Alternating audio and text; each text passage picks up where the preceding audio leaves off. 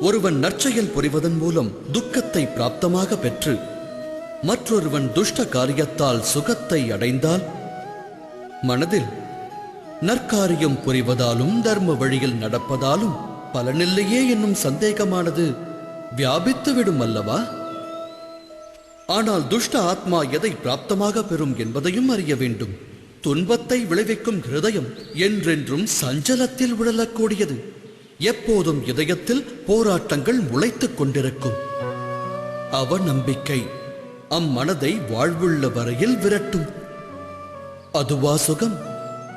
எப்போதும் தர்ம வழியில் நடப்பவர்கள், நற்பணியை செய்பவர்கள், சன்மார்க்கத்தில் திளைப்பவர்கள் மனம் அமைதியை தேடும். இடையில் விளையும் தீமையால் அவரின் சுகத்தை வெல்ல இயலாது.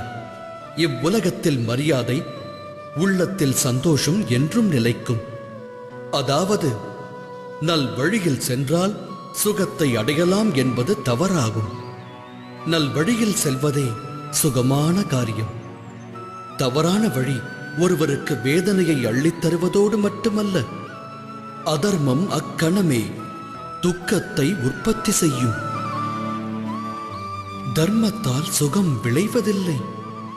தர்மமே அற்புத சுகமாகும்.